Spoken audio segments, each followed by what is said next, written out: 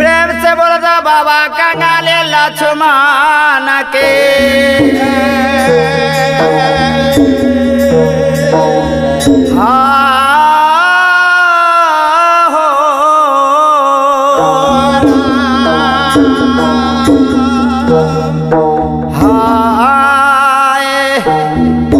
आगे हमारा के दे देगे बहनिया हमारा के दे देगे बहनिया आगे हमारा के दे देगे बहनिया भोजन कराएगा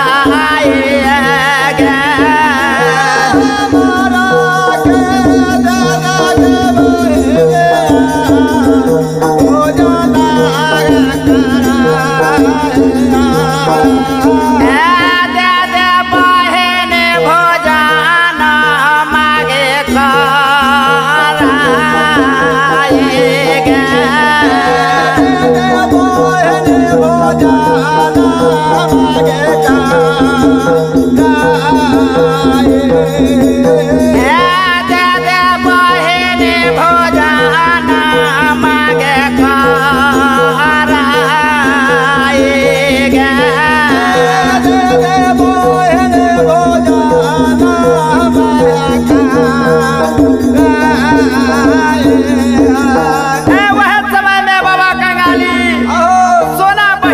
कहे लगलान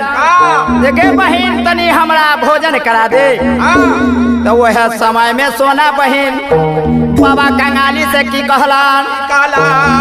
आहो हम कैसे दियो कंगाली भाई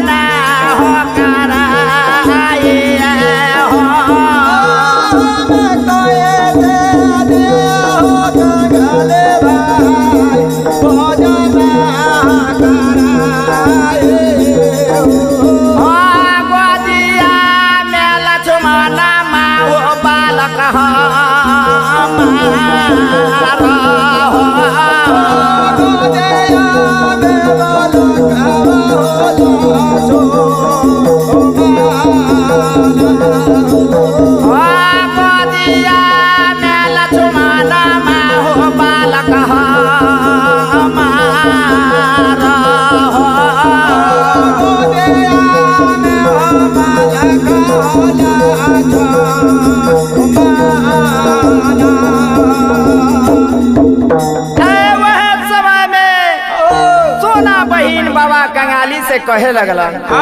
जो हो बाबू कंगाली तोरा हम कैसे भोजन करा दियो जे हमरा गोदी में लक्ष्मण बालक है तोहर भगिना वहे समय में बाबा कंगाली अपना सोना बहन से की कहला हागे दुआरे सोता देगे बहनिया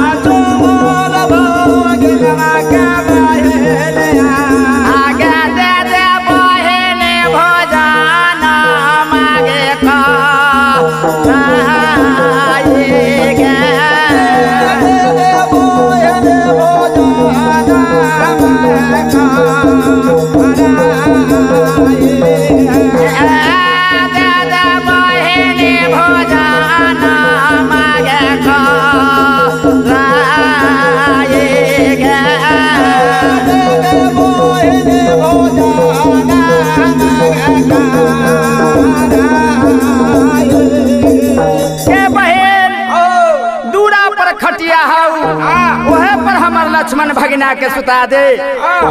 हमरा तनी भोजन करा दे। ओहे समय में सोना बहिनी अपना भाई कंगाली से कैसे कहले कैसे आहो हम कैसे सुतई कंगाली भाई आहो हम कैसे सुतई हो कंगाली भाई तोरा हो खटे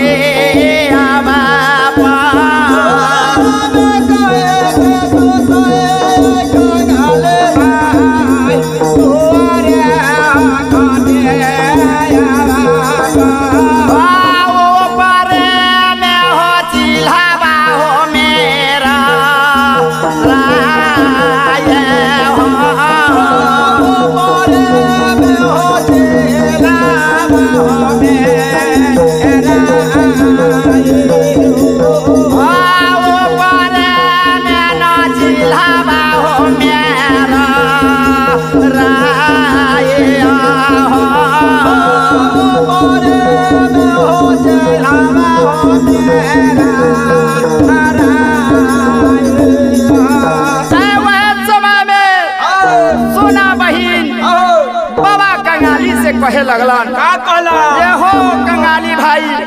हम दूरा पर कैसे हम खटिया पर सुता दिया ऊपर में गिद्ध चील में रा रहलै हा और वह समय में सोना बहिन भाई कंगाली से कैसे कहले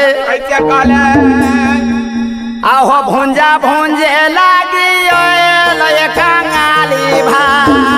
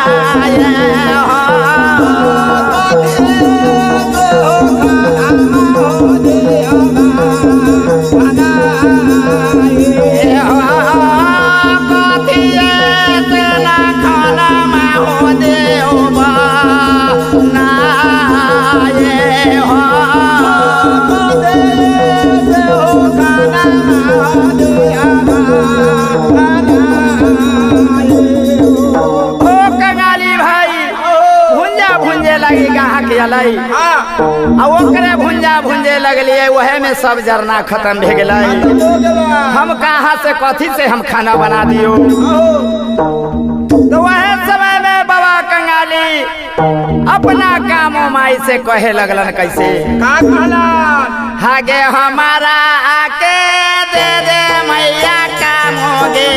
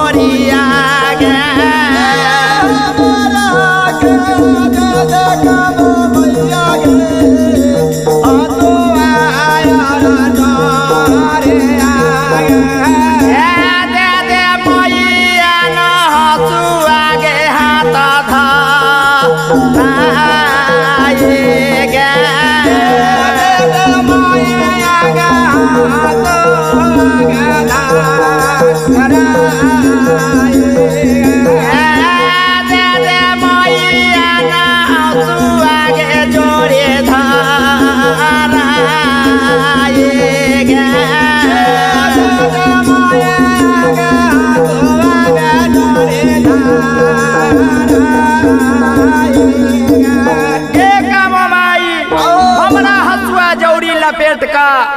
हमारा हाथ में दे दे और है समय में बाबा कंगाली माई कामों से की कहला आगे हमें जब जब कामो माया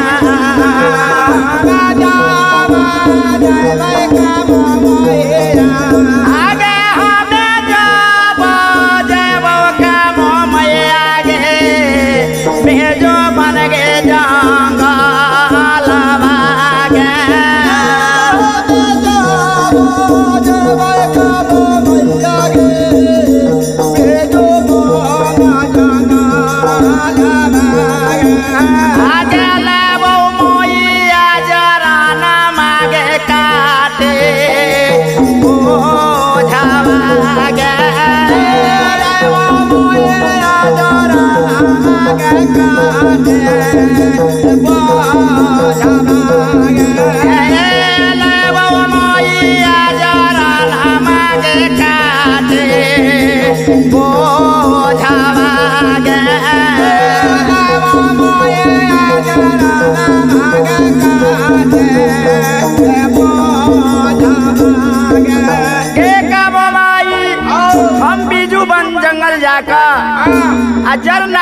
बोझा काट कर लिया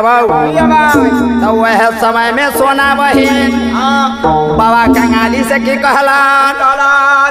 आ होले होले होले हो भाई कंगाली हो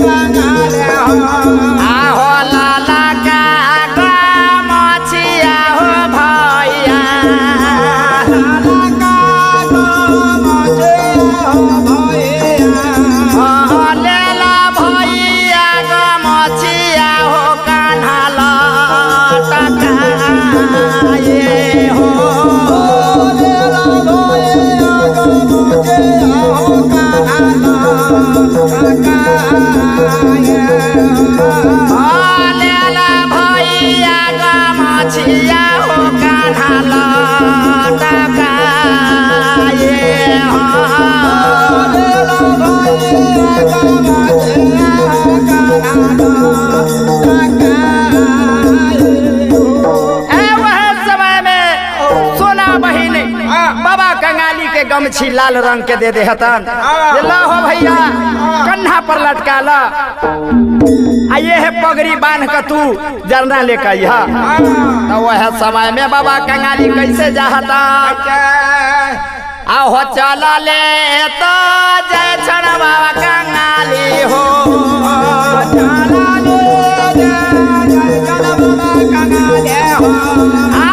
चला ले जय छड़ बाबा कंगाली हो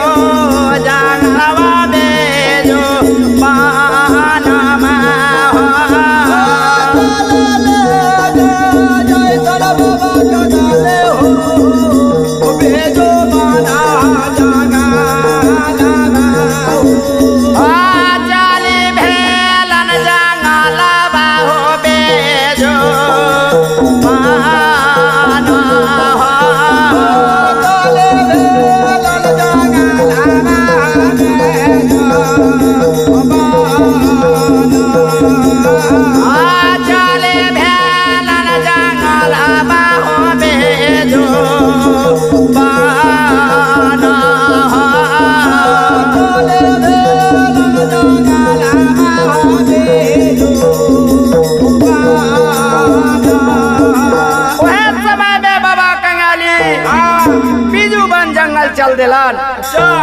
चल दिलन तो कैसे कैसे पहुँचा हता आहो एक कोसा चलन बाबा कंगाली हो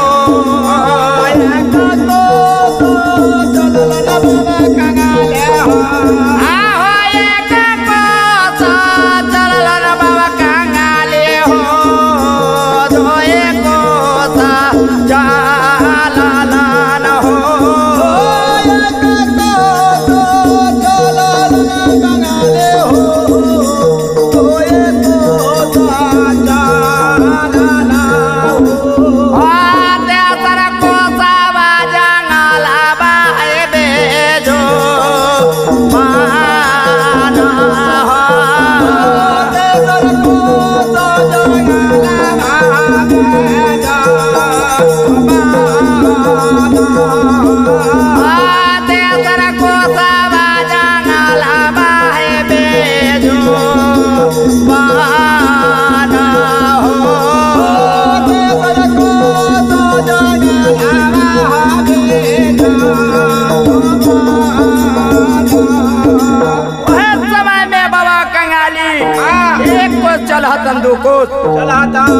तेसर कोस में वह जंगल बिजू बन पहुँच कर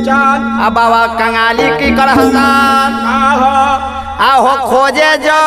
बोलन बाबा कंगाली हो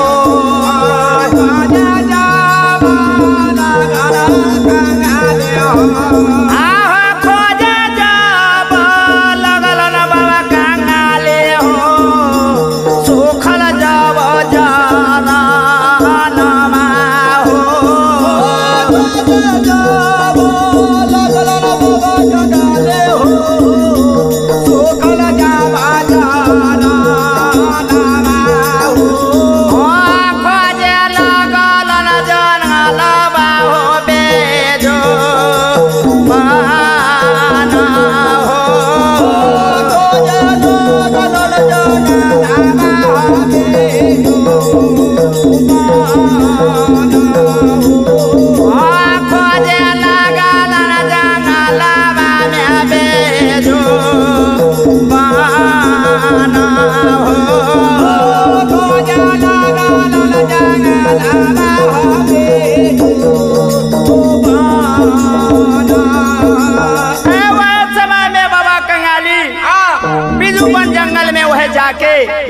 आ सुखल सुखल झरना खोजे लगलन। आ खोजे लगलन तो उनका भेड़ जाइए तो की करहता आहो काटे जब लगलन बाबा कंगाली हो काटे जब लगलन कंगाली हो आहो काटे जब लगलन बाबा कंगाली हो सुखल जब जरा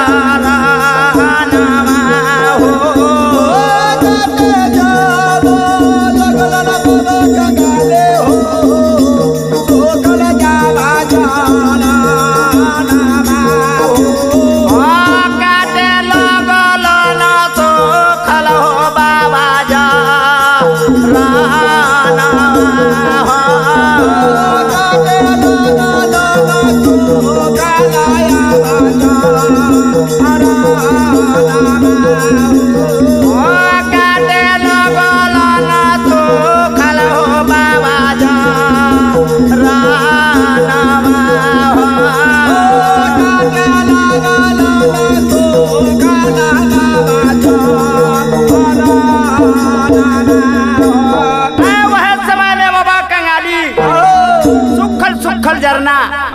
काटे लगलन। अवन्य से वह से लावाक बाबा कंगाली के देख के फुफकार मारे लगल। अब फुफकार मारते मारते सेलवा बघवा वहां से तकैया यहाँ से कंगाली बाबा ताकहतन अब दोनों गोटा के मिलान हो जाइया। वह समय में बाबा कंगाली की कहतन अरे केता दिन से खोजली बिलोइया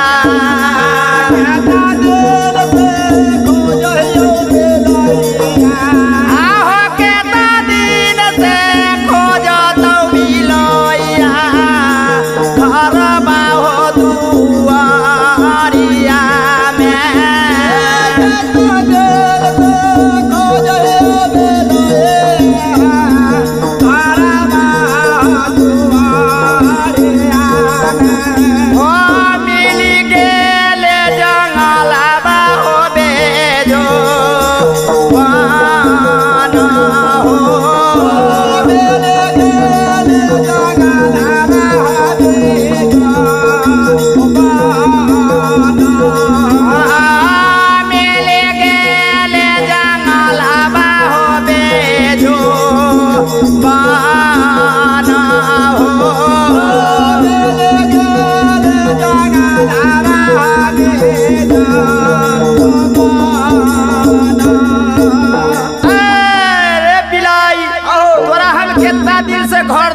खोजत रहियो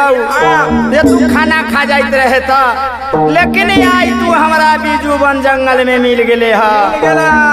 वह समय में की करैया बघवा आहो लारे जब लगलन बाबा कंगाली हो आहो सेलावा जब बघवा से बाबा हो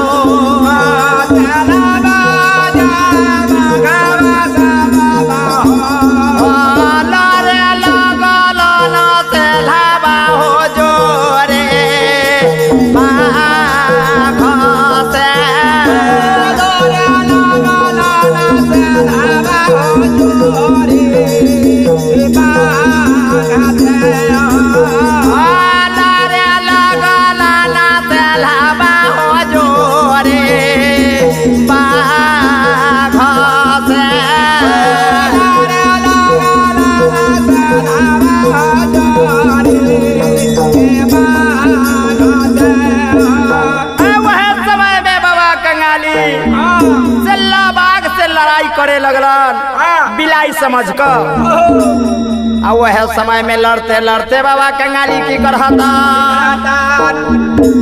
आहो लड़ते लड़ते बाबा कंगाली हो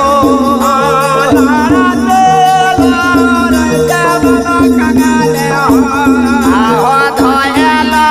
नो चोटिया हो बाबा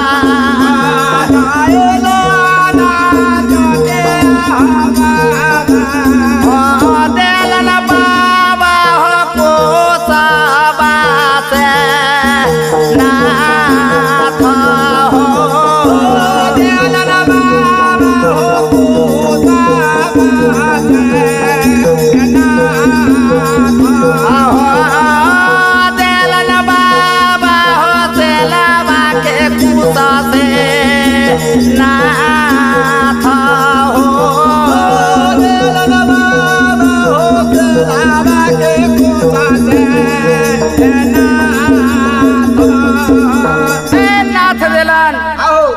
पकड़ के बाबा कंगाली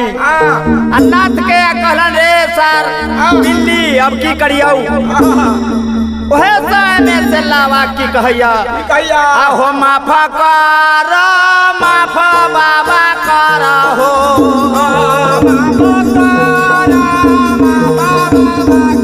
आहो हमारो कसूर बाजै बाबा हमारो कसूर बाजै बाबा ओ फेरो ना हो करम होय ऐसा काम हो फेरो ना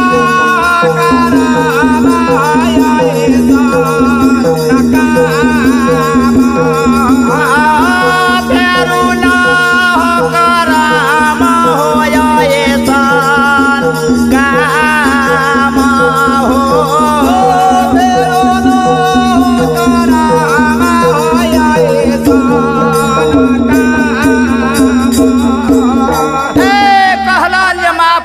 ऐसा कसूर गलती कभी न करबू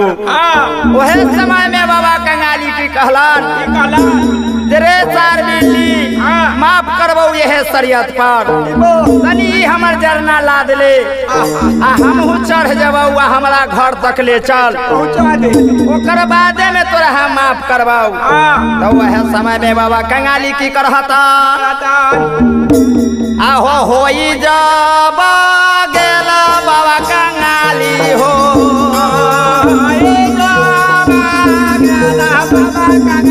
आहो चलवा पर आया सबर बाहो बाबा चलवा पर आया सबर बाबा चली भेलन बाबा अपनो घर दो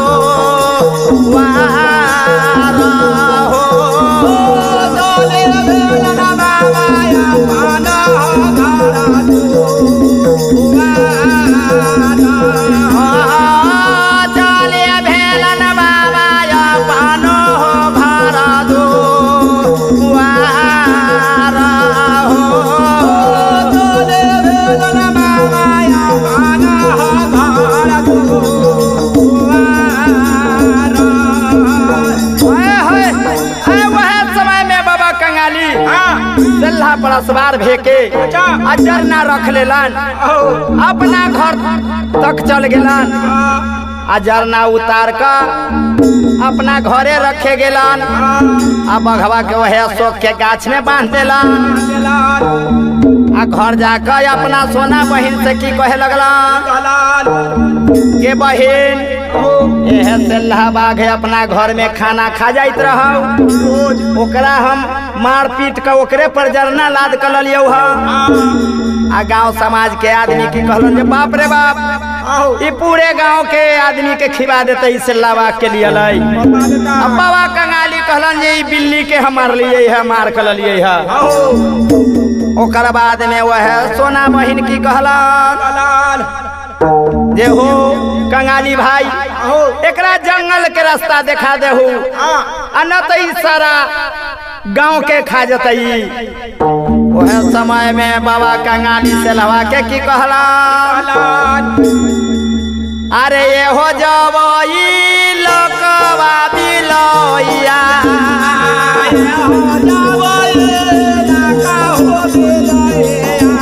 आहो तू जा छोड़ी हो दे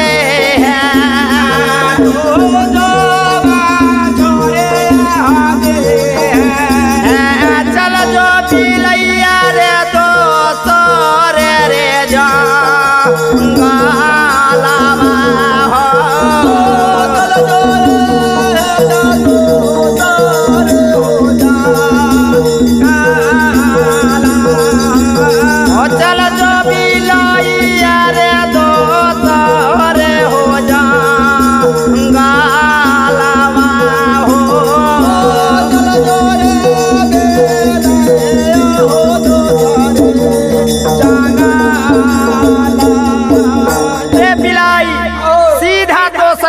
चल जाई है न तो ये जंगल में दिखाई देवे तो तोरा इतना मार मार मारबऊ कि धरती धरा देबऊ न तो सीधा चल जाइए। वह समय में से लाबाग इधर उधर किधर न देखैया। अब बाबा कंगाली छोड़लन तो सीधे रास्ता पकड़ लेलक दोसर जंगल के। वो कर बात सुजीत मनरिया की कहैया आहो गाबाले भजनिया बाबा कंगाली हो।